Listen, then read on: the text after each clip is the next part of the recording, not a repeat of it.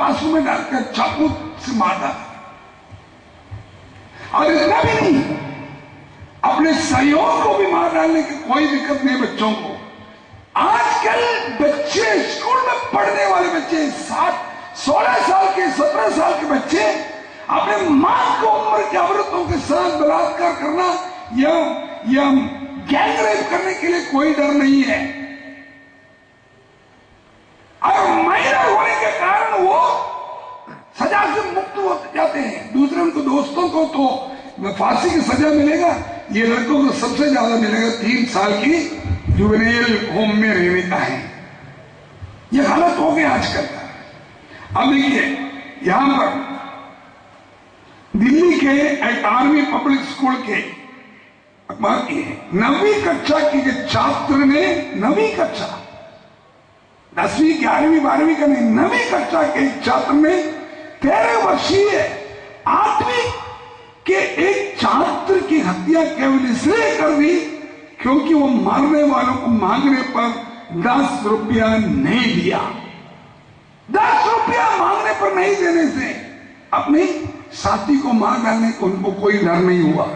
एक दूसरा engineering college का लड़का,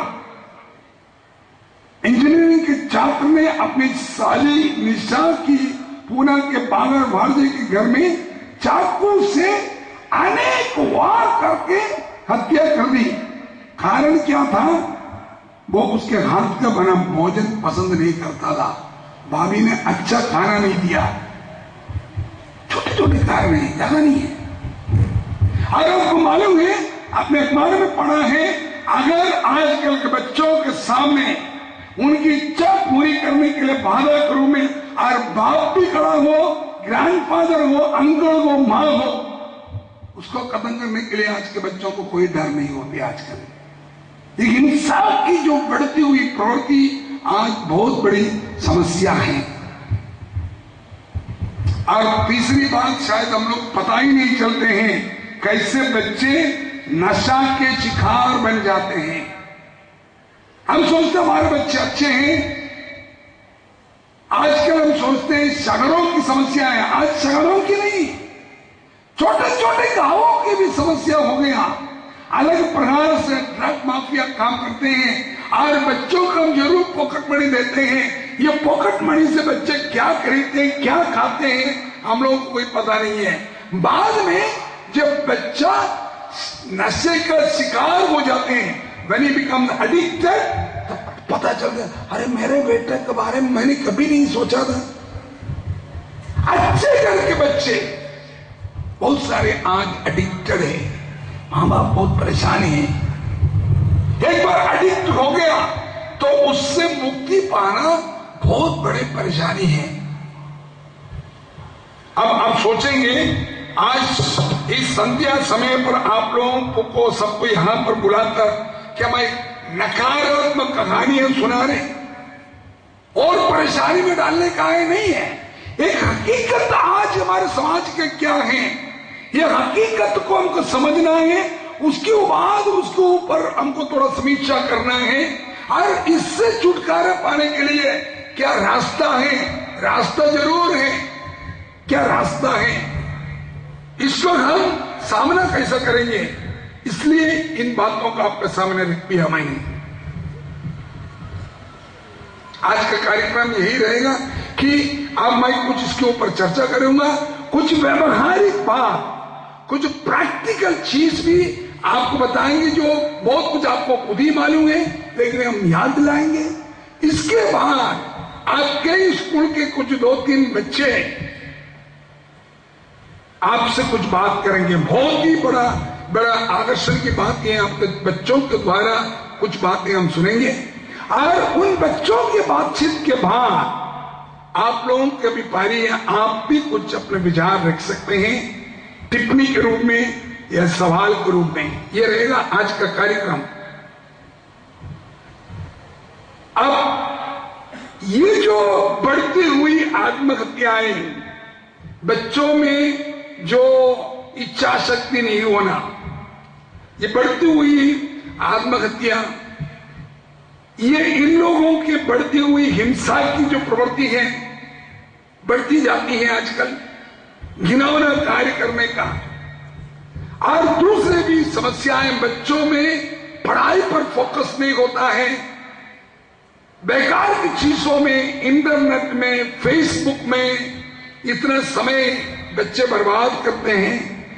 इसका सब कारण क्या हो सकता, मूल कारण क्या हो सकता है? आपने कभी इसके ऊपर सोचा है कि पता नहीं? या अखबार में रोज आत्महत्या के बारे में सुनते समय, अखबार में जो रोज हिंसा, रेप, गैंगरेप के बारे में सुनते समय, ये पढ़ते समय, और दूसरे भी बहुत सारी चीजों के बारे में आप पढ़ते हैं, क्या आपने कभी इसके ऊपर थोड़ा चिंतन मनन किया है? पिछले 30 साल से मेरा काम है स्कूल में टीचर्स को, स्टूडेंट्स को और आप जैसे अभिभावकों से बात करना, चर्चा करना, इसलिए इसके ऊपर थोड़ा गहराई से मैंने चिंतन किया, सोचा क्या है। सबसे पहले हम लोगों का मुख्य कारण यह है कि हमने कभी शिक्षा, हमारे बच्चों को क्यों हम स्कूल भेजते हैं, क्यों अच्छी शिक्षा बच्चों को देना है, ये शिक्षा की जो परिभाषा है इसके बारे में हमने कभी नहीं सोचा। टीचर्स को भी इसके बारे में सोचने का मौका नहीं मिलते। भले ही बीएड के लिए पढ़ते समय वो जरूर कुछ पढ़ा होगा परीक्षा पास करने के लिए, गहराई से हमने इसके ऊपर सोचा नहीं है। काफी सालों के चिंतन मनन के बाद एक बात बिल्कुल मेरे सामने आती, मैं आपके सामने रखना चाहता हूं। 150 साल पूर्व यहां पर एक महान संत रहते थे। अभी हमने उसका 150वां जन्म जयंती मनाया था। बता सकते कौन है? स्वामी विवेकानंद। 150 साल पहले स्वामी विवेकानंद ने शिक्षा की जो परिभाषा दिया, शिक्षा का जो मकसद बता दिया, आज भी पूर्ण रूप से सार्थक है। हमारे शिक्षक, हमारे पालकगण और हमारे शिक्षा प्रणाली को चलाने वालों ने इसको भूल गया है। ये सब परेशानी का मुख्य कारण वही है। स्वामी जी ने क्या बता दिया, ध्यान से सुनिए। 150 साल पूर्व स्वामी विवेकानंद ने हमको बताया कि हमें एक ऐसी शिक्षा चाहिए जिससे चरित्र का निर्माण हो।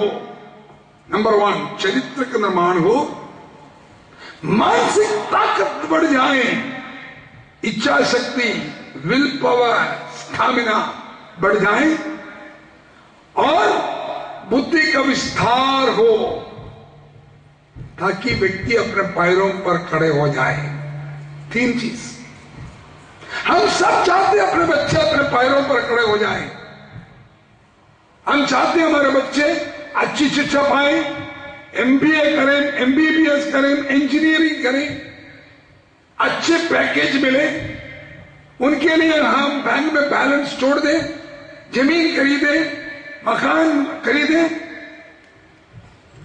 ताकि वो अपने पैरों पर खड़े हो जाएगा। नहीं, स्वामी जी के पैरों पर खड़े होने का मकसद है 3 चीज। चरित्र का निर्माण हो, मानसिक ताकत बढ़ जाए, बुद्धि का विस्तार हो, जिससे व्यक्ति अपने पैरों पर खड़े हो जाए। अब चरित्र की बात, चरित्र निर्माण की बात, हम सब चरित्र निर्माण की बात बताते हैं। स्कूल में चरित्र निर्माण का क्लासेस होते हैं। टीवी खोलो, आपका कितने संत महाराज चरित्र निर्माण की बारे में ही बातें करते हैं, प्रवचन करते हैं। हजारों लोग इन प्रवचन सुनने के लिए जाते हैं। आज बच्चों का चरित्र निर्माण गृह में बड़ों का पैर छुओ बताते हैं, मंदिर में ले जाते हैं, पूजा पाठ करवाते हैं, नमाज करवाते हैं। पर वो चरित्र निर्माण कहां पर हुआ? चरित्रवान व्यक्ति कौन होता है? किसको देखकर हम बताएंगे चरित्रवान है? 2-3 उदाहरण मैं आपके सामने रखना चाहता हूं। जैसे तो आपको मालूम है, जब हम रेलवे स्टेशन जाएंगे, किसी को लेने के लिए या किसी को छोड़ने के लिए, हम लोगों को प्लेटफॉर्म पर घुसने के पहले क्या करना है? एक 5 रुपए देकर एक प्लेटफॉर्म टिकट लेना है। सबको मालूम है ना? पहले 3 रुपया था, अभी 5 रुपये हो गया। अक्सर क्या होता है, कोई चेकिंग नहीं है, बहुत सारे स्टेशन में कोई चेकिंग नहीं है। अरे कोई चेकिंग नहीं है, कौन पूछता नहीं, चलो। और लाइन में खड़ा रहना पड़ेगा 10-15 मिनट, क्यों तकलीफ है? चलो। बड़े पढ़े लिखे लोग भी हमने देखा है प्लेटफॉर्म टिकट लेता नहीं, क्योंकि हम पकड़ते हैं। क्यों ही पकड़ते नहीं? हमको कोई चेकिंग नहीं है। हमने क्या किया? सरकार की खजाने से 5 रुपए को चोरी किया है। अब ये बताइए, ये 500 करोड़ चोरी करने वाले मंत्री या कोई अफसर, हम उसको बोलते हैं चोर,